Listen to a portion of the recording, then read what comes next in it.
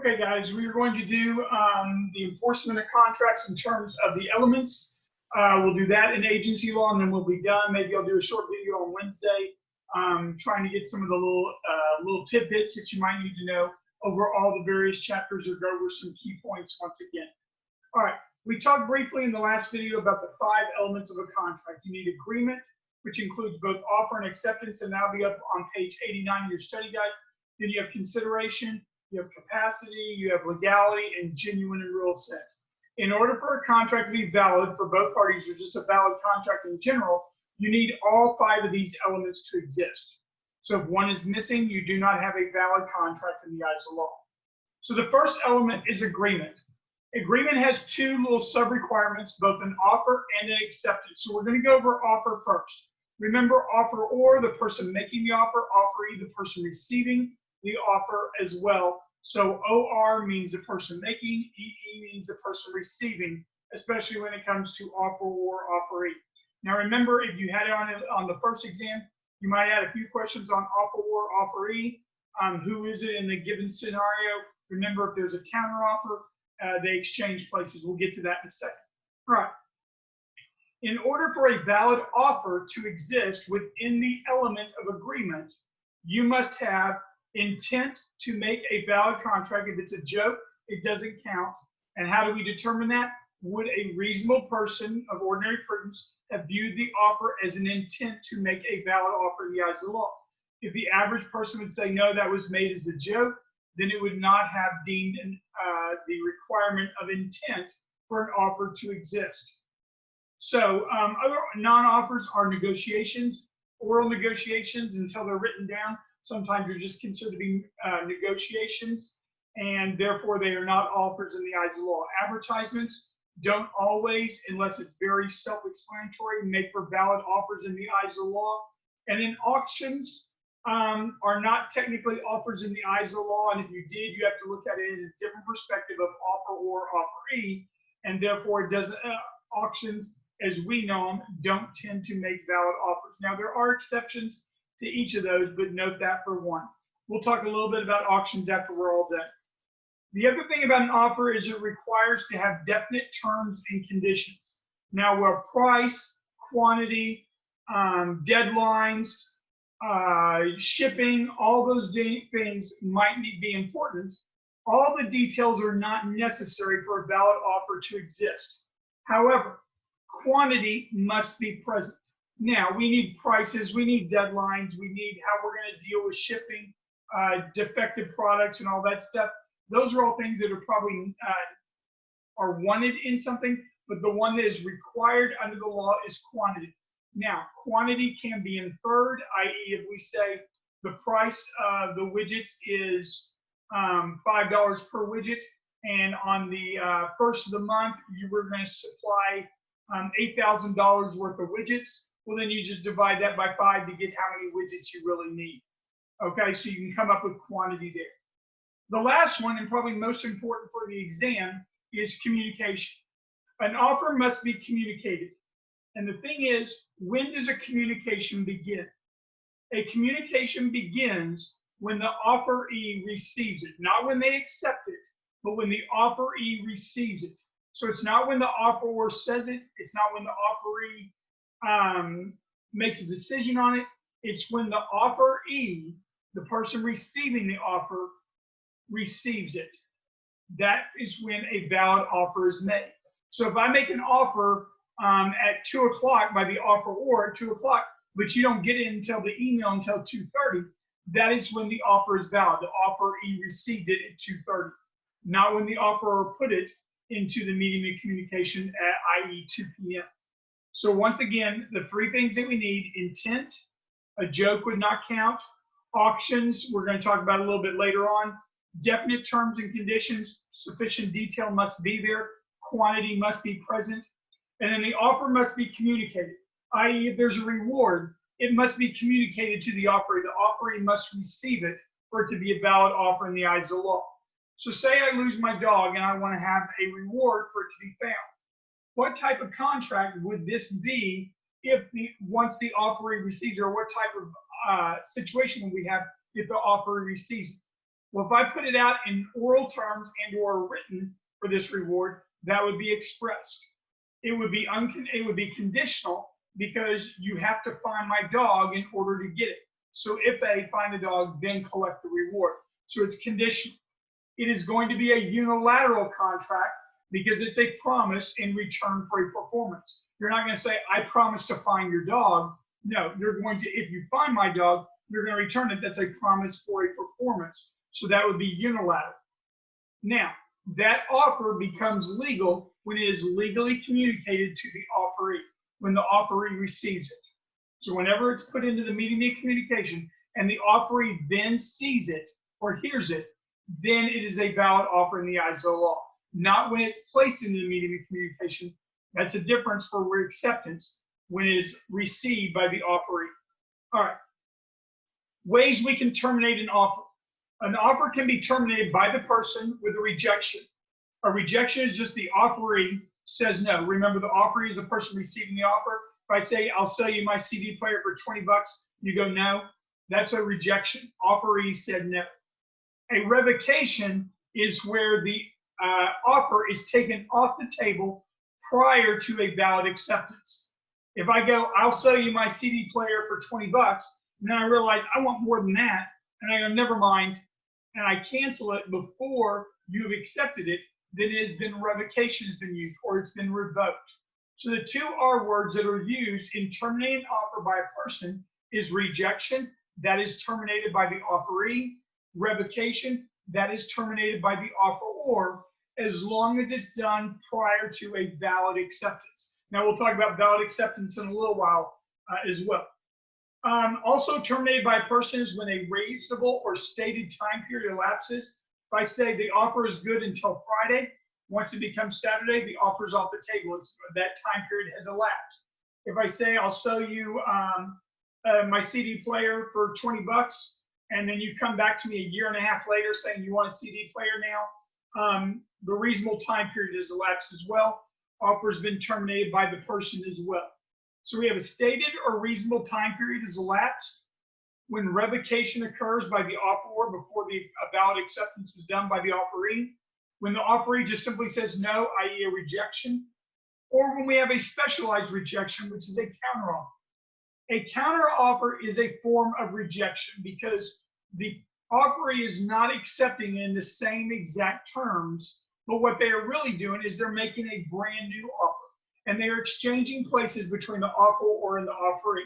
So if you're given a storyline situation in which party A makes an offer and party B changes the terms of that offer, that is technically a counteroffer. So what happens when a counteroffer occurs?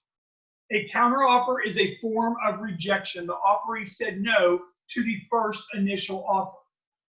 They exchange places. Now there is a new offer, and the person making the new offer was the previous offeree. They have become the offeror. And then the old offeror becomes the offeree in the new offer.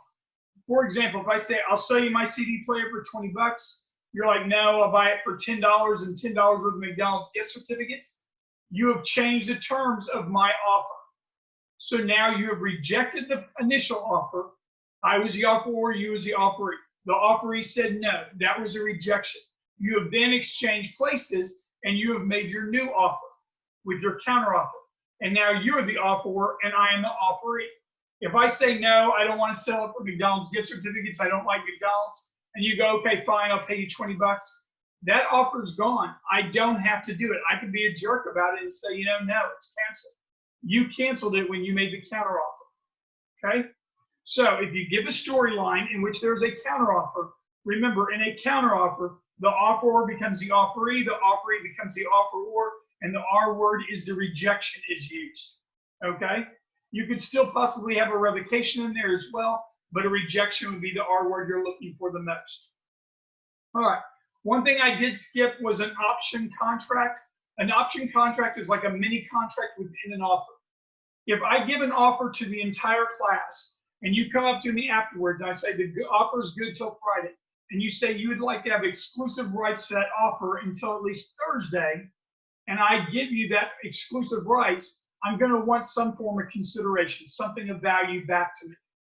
in exchange for I'm going to give you the option, the only person that can have that offer for a period of, say, 24 hours. Then you can decide whether or not you want to do it or you don't want to do it. That is an option contract in which you have exclusive rights to the offer for in return for some form of consideration.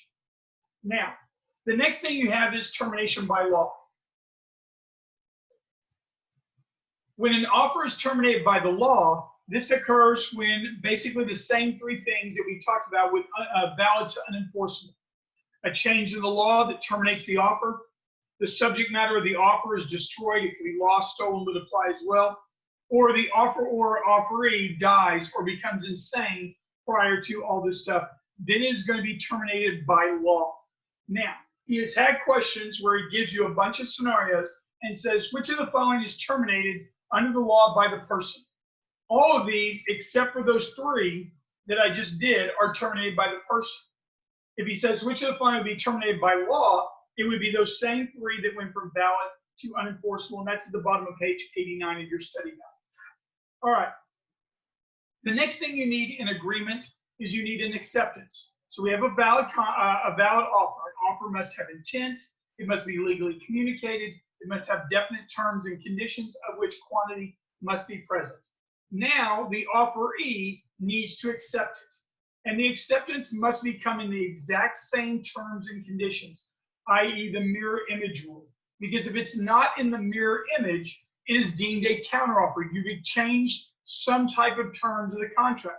And for an acceptance to be valid, it must be in mirror image terms. And if you change the terms, then you've made a counteroffer. And if you think about it, if you had a lease and you signed a lease at a college apartment complex this past year, and you made some changes, you'll both initial those changes because you realized you were making a counteroffer in each one of those, and you accepted those terms of the counteroffer, and then you eventually signed the contract.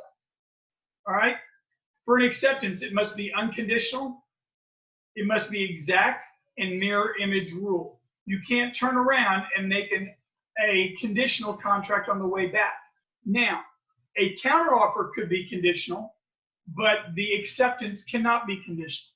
For example, if I say, I will sell you my guitar for $50, and you say, I'll buy it provided you put new strings on the guitar, that is a counteroffer because you've not done the exact same terms as the initial offer, and you've made it conditional. It's got to be unconditional. You change the terms.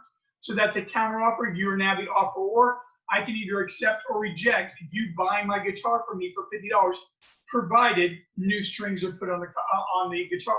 So we went from an offer for a bilateral unconditional contract to a counteroffer for a bilateral conditional contract, of which I must accept mirror image if I choose to do it. Also, the acceptance must be done, or it can be done through words and or conduct, note that for as well, but it must be in some type of definitive terms, which can be recognized as an actual acceptance in the eyes of the law.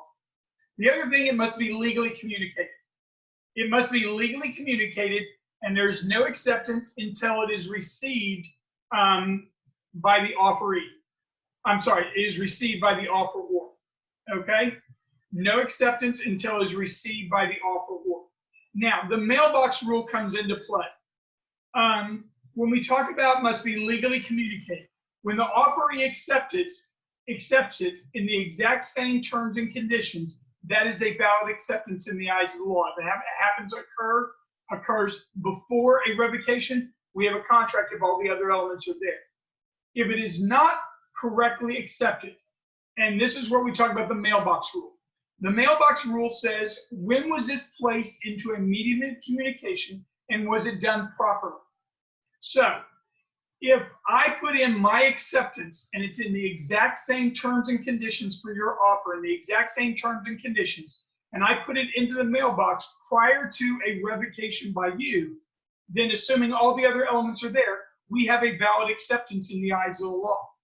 However, if I put it in the medium of communication after you have revoked it, revocation has occurred, then there is no acceptance in the eyes of the law because you can't accept a revoked offer. Okay?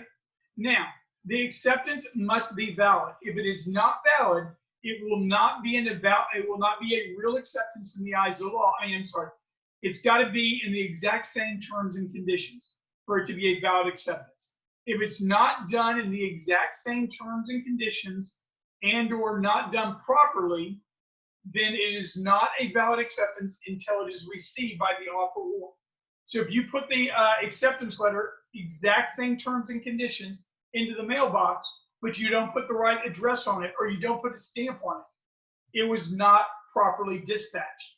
Therefore, it is not a valid acceptance until it is received by the offeror.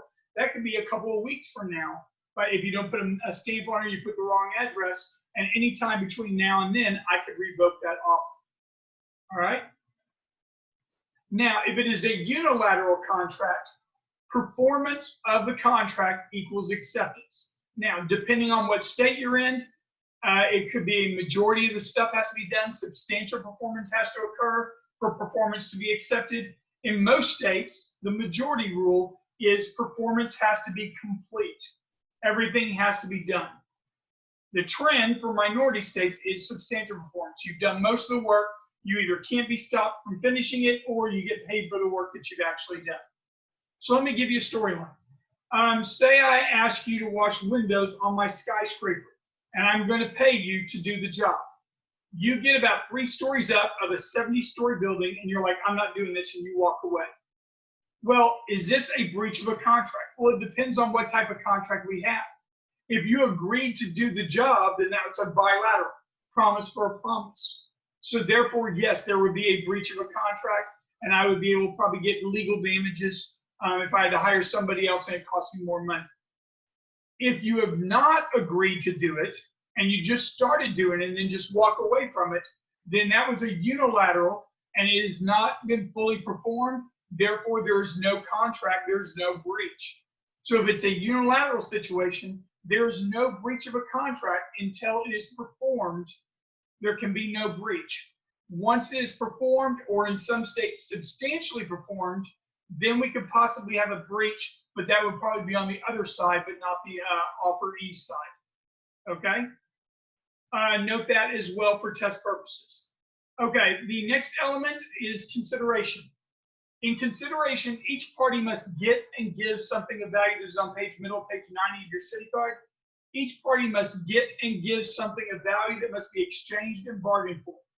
What you get is your legal benefit. What you give up is your legal detriment. Now, the courts don't care whether or not the legal detriment equals the legal benefit. They're not going to go and say, okay, that's valued at this is valued at this, that's an equal exchange of value. They just want to know someone got a legal benefit, someone got a legal detriment, both of them got both of those, and therefore there is a valid form of consideration.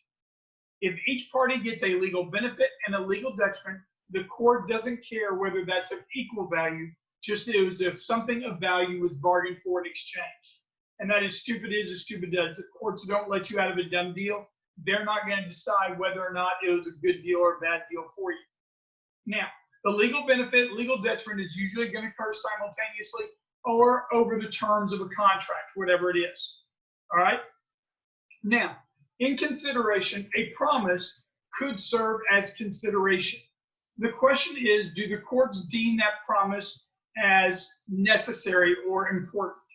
If they deem it to be illusory promise is C towards the bottom of page 90 of your study guide. If they deem it to be illusory promise, then it will not serve as consideration. It will not serve. That promise does not relied upon by other parties, and therefore no consideration exists. However, if a promise is made knowing the other party might rely upon it, and the other party does the promise or expects that promise to be upheld, and it's not, then that promise could serve as consideration. By you not doing the promise, you breached the contract. This is what we call detrimental reliance, also known as promissory estoppel. So you have the R word, detrimental reliance, also known as promissory estoppel. A promissory estoppel is where a reasonable person would rely on a promise and they would change their position. Thereby, they suffer a loss because the promise you made is not kept. These promises are enforceable as a matter of social policy. Now, let's go over consideration real quick. We'll go over one little storyline a little bit later when we get to after we get through legality. All right. The next one is contractual capacity. Agreement is one of the five, the bigger elements, the two biggest elements in terms of storyline scenarios on this exam are usually going to be agreement, which is that offer and acceptance, and also the capacity. Contractual capacity is the understanding the general nature and consequences of your actions, understanding the general nature of entering into a contract. Not whether you freely or voluntarily entered into a contract, but whether you understand the nature and consequences of your actions entering into a contract. For contractual capacity to exist, okay, you have certain time periods in which there is going to be a lack of contractual capacity and or it's going to make something voidable rather than valid for at least one of the parties. And the first example is minors, under 18. And whenever I do that on the exam, I always tell people that 17 and under, not 18. Because under 18 and you think 18, well, they're an adult now, they are not a minor. It's under 18, therefore 17 and under would be a minor. Now, emancipated minors would also be considered to be adults, by the way, FYI. All right. Most contracts that a minor enters into under 17 under, are going to be voidable for the child, for the minor, but they will be valid for the adult. Okay? Some exceptions to that is necessity, and this is on page 91 of your study guide, necessities of life. That'd be food, clothing, and shelter. If you enlist in the military before you turn 18, you're going to be in the military. If you get married before you turn 18, you're married legally in the eyes of the law. In state statutory laws, there is for insurance. If you get insurance, you're going to be held to that as a minor. Banking, you're held to the standards of banking. Public transportation, not private like an Uber or something like that. Private, public transportation. Student loans, if you enter a student loan at 17 to go off to college, you're going to be held responsible for that loan under state statutory law. All right. Now, if it is one of those, it is not one of those exceptions, then to the adult, it is always valid. But to the minor, it is a voidable contract.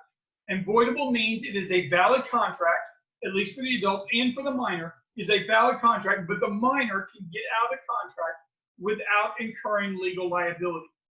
Now, once it is considered to be voided or voidable, they can go one of two routes. They can either accept it or they can reject it.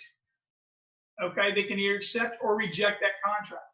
If they accept it, and this can be done through words or actions, that is called ratification. So the R word that goes with capacity is ratification. If they accept it through their words, I agree to continue on, or I agree to these terms, or something like that, that is going to be acceptance. Through words, that is ratification. Then the contract becomes valid to the minor as well. If they ratify it through their actions or conduct, i.e. failing to disaffirm, then that would be a ratification through your actions, also making for a valid contract. However, if the minor wants to take that contract from voidable and say, no, I don't want it, I want to reject this contract, I want out, then they're going to use the term disaffirm or disaffirmance.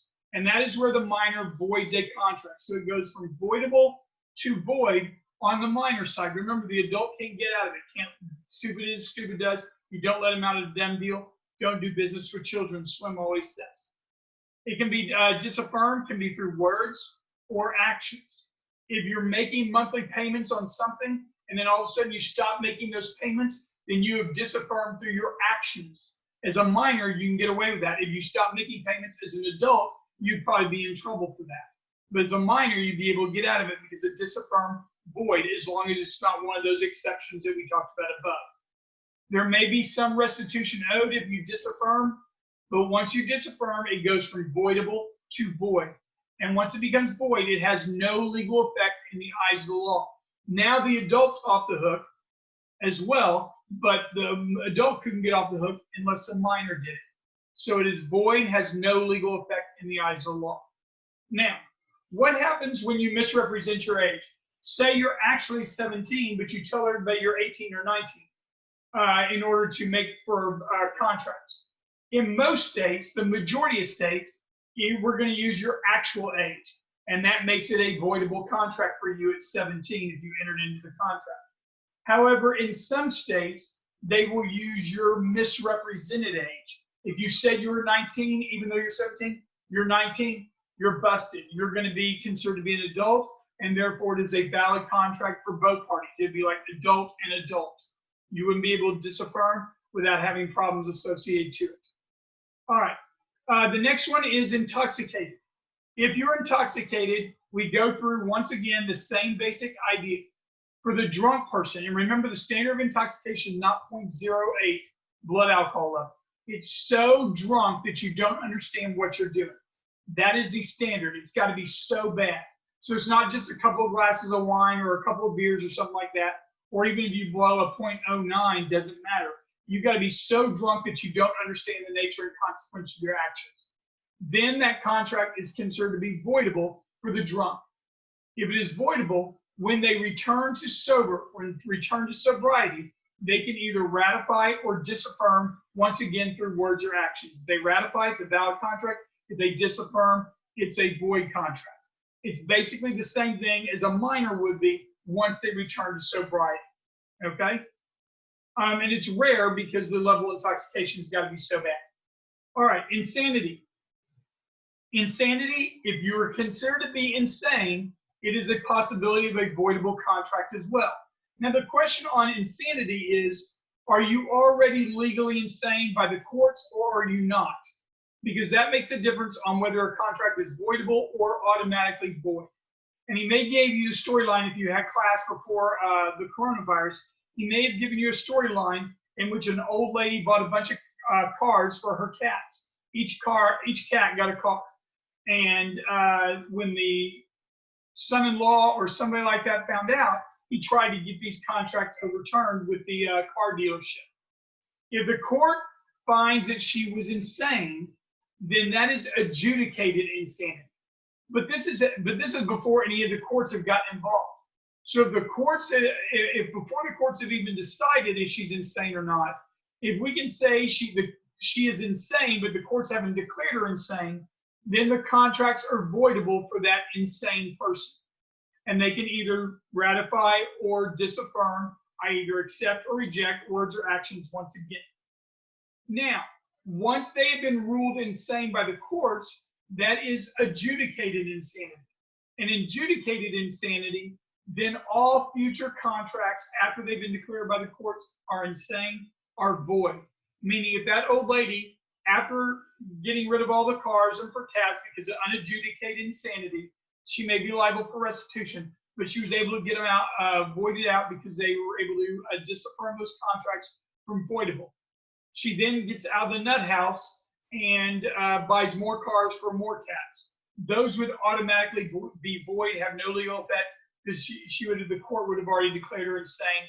Therefore, adjudicated insanity is automatically void. Now, when given a storyline, you usually start with unadjudicated, meaning the courts haven't gotten involved, then the courts get involved after the fact, and then all future contracts after that are void. It may be just the courts have already, it may give you a storyline where the courts have already declared her insane, then it would be automatically void, has no legal effect. All right, the next one is legality. It cannot violate any state or federal law. It cannot violate any public policies under state, meaning it cannot be an unconscionable contract where one party has unequal bargaining power over the other. It cannot be a grossly unfair contract.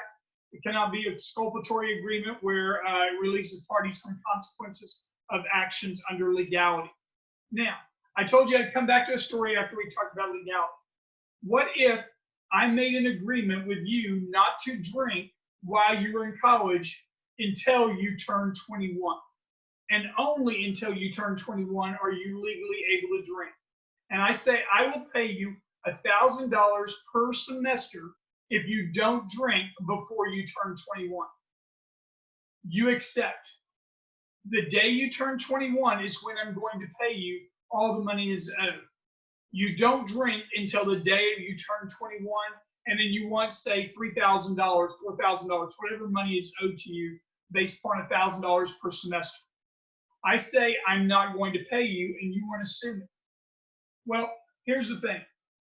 If the courts decide in favor of me and don't make me pay, it is likely because each party didn't get and give something of value, i.e., it lacked consideration. It didn't lack legality, because here's the thing.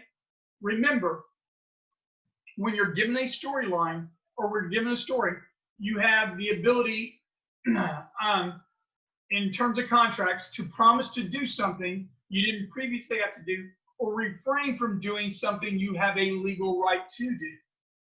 Well, I'm just going to simply say you had no legal right to do drinking before you turned 21 anyway, so therefore you did not give up anything.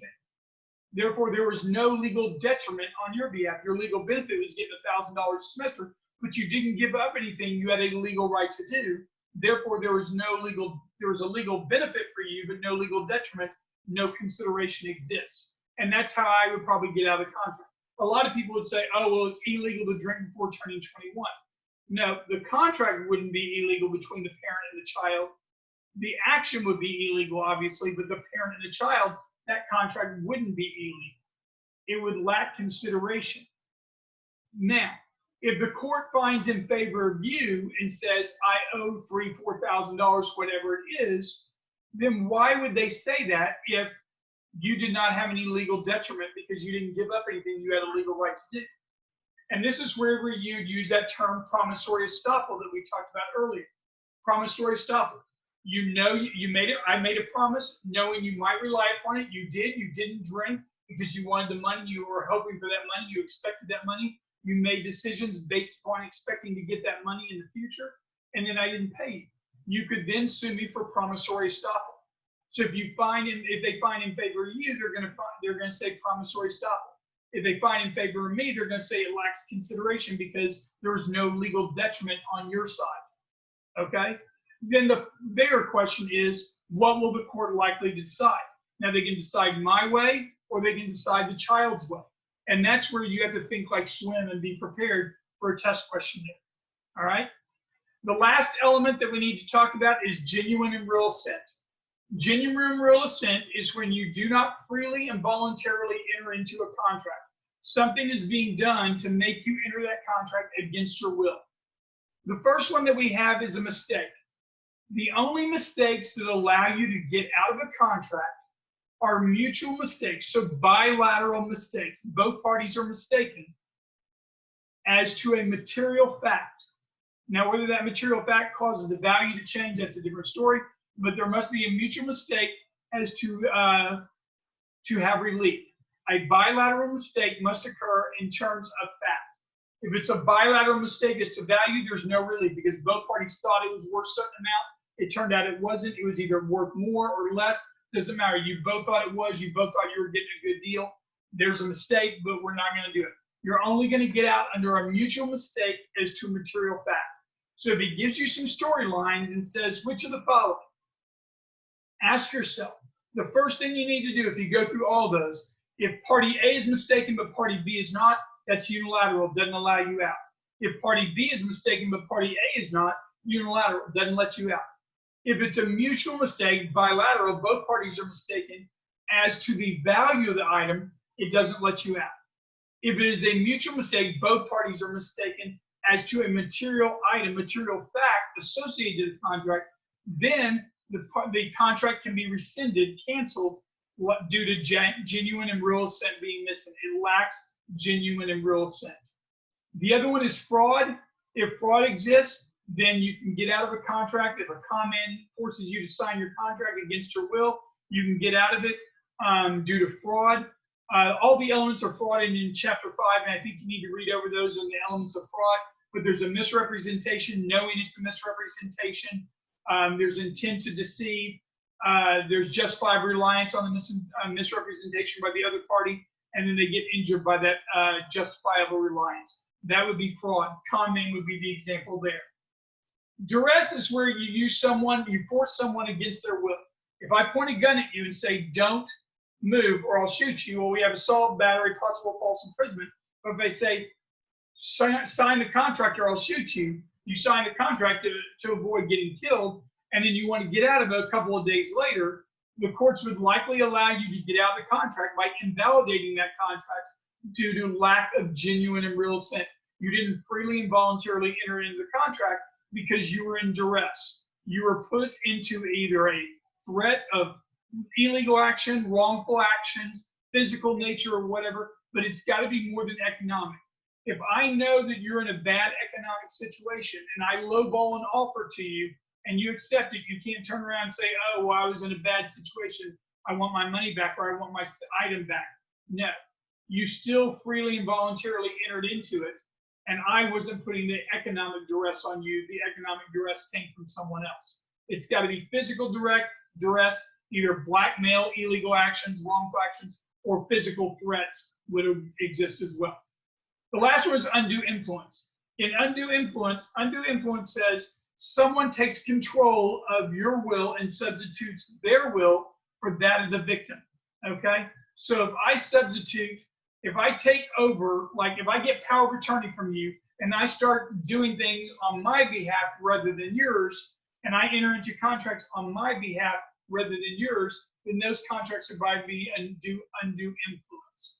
Okay, and the example of this, the TV evangelist, making sure that someone will have a gateway to heaven if they give their life savings to the church, or an elderly lady saying to a nurse, I will pay you my life savings if you take care of me, and the nurse knows full well they only have a couple weeks to live and takes it for everything. You could also look at that as more fraud and con man oriented too. But note the difference between undue influence, where you take their will and substitute your will for that of the victim, whereas duress is much more of a physical blackmail situation where you're forcing someone against their will. All right, the last two terms before we end this video, and then we'll do agency, is statute of frauds. For statute of frauds, certain agreements must be in written form in order to be a valid contract in the eyes of the law.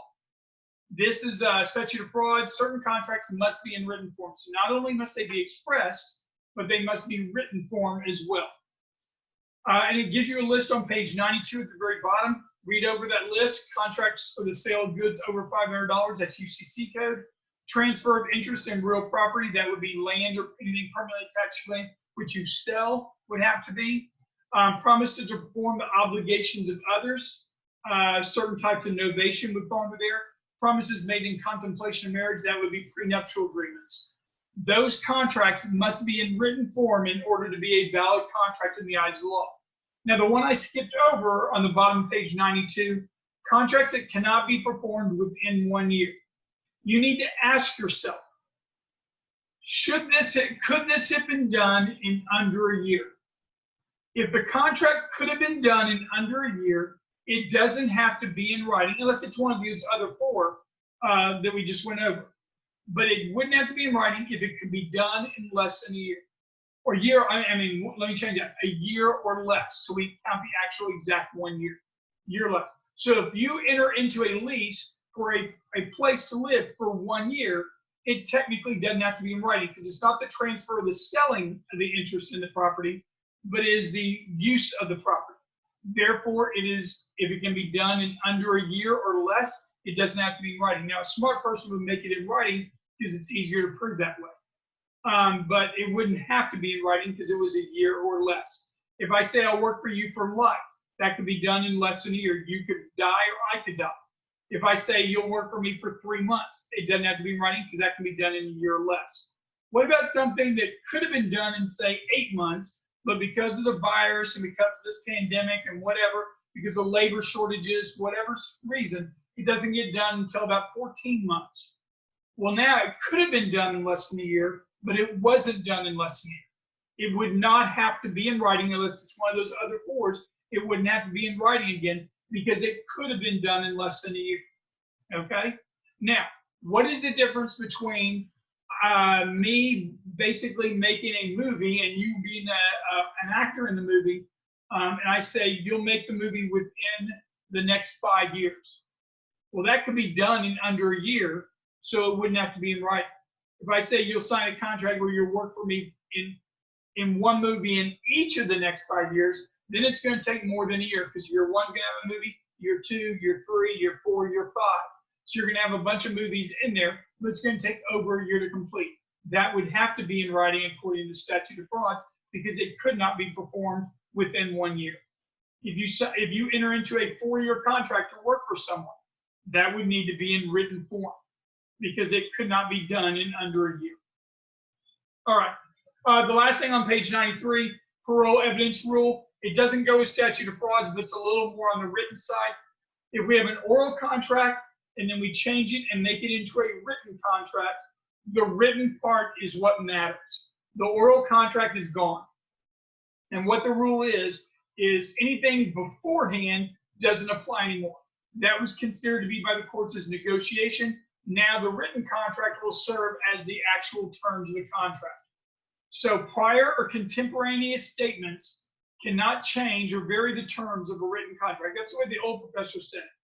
Prior statements cannot change or vary the terms to a written contract. The written contract supersedes any oral contract before. Now, if you subsequently, after the fact, modify it and alter it orally after the fact, that's okay. But anything beforehand doesn't count. Only the written contract prevails. All right. On page 93, 94, 95, you have discharge and damages. We're not going to go over those. I want you to read over them, but don't spend. It's not as huge a thing. You want to get some things on conditions when we discharge because the condition wasn't met before, during, or after. That would be under the discharge by condition. I will go over a couple of these if I do a little blurb video. I think I'm going to do a little blurb video maybe on Wednesday with just a bunch of little key points that we might want to go over that I didn't go over in depth. Just a quick, hey, remember this, rescission under discharge by agreement, novation would probably be something like that. But I think those 2 pages are not important enough. These next 3 or 4 pages are not important enough and or are more self-explanatory where you can read on your own. We will start the next video on page 97 with agency law, and that'll be the last video I do besides a possible blurb video.